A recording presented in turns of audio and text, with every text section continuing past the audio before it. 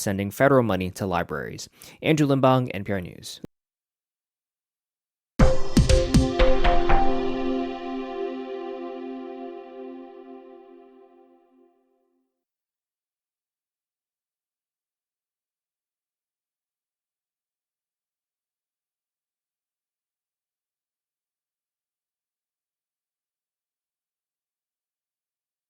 The Supreme Court has issued a stay of an order to return a Maryland man who was mistakenly deported to El Salvador last month. Kilmar Armando Abrego Garcia has been living in Maryland with legal protection for over 10 years. The Trump administration admitted it mistakenly deported him.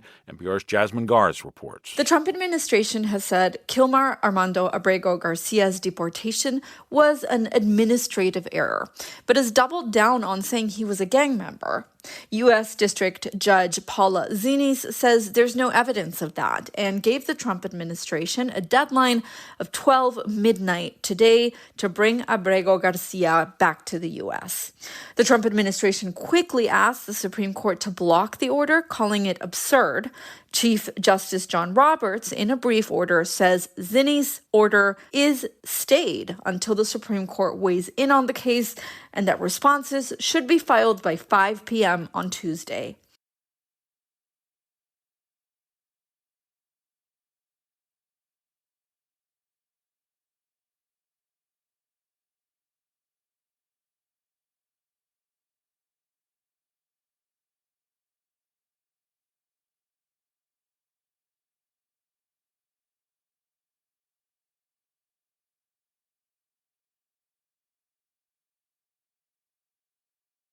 Even as global markets shudder, President Trump continues to double down on his tariff initiative. Trump threatening an additional 50% tariff against China after that country put in place 34% retaliatory tariffs against the U.S. Other countries are scrambling to figure out how to respond with the higher rates set to begin Wednesday. Some countries, including Japan, Israel, South Korea, and Pakistan, have either sent or are sending officials to Washington. Trump says he's spoken to Japan's prime minister today.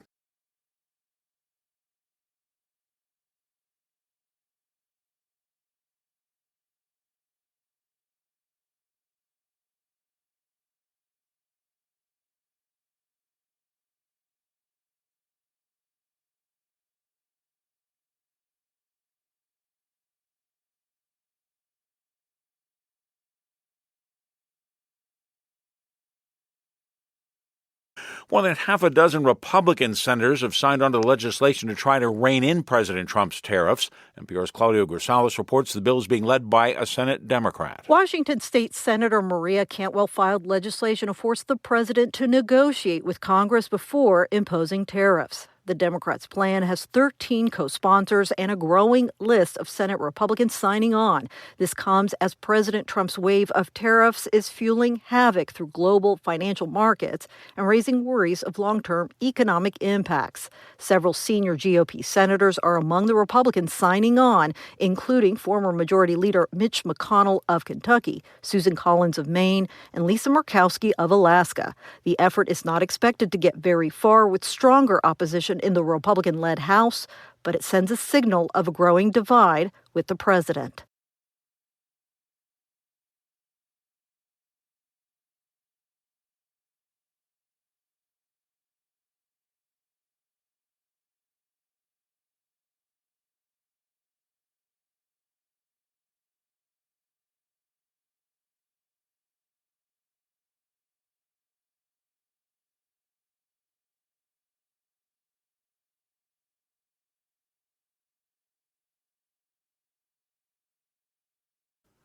The death toll from a measles outbreak that's hit West Texas, New Mexico, Ohio, Kansas, and Oklahoma has now risen to 3. Since the outbreak began, the number of cases has more than doubled compared to a year ago. Once thought to have been virtually eradicated in the U.S., cases began rising this year primarily among unvaccinated individuals. Measles is caused by a virus that is airborne and spreads easily.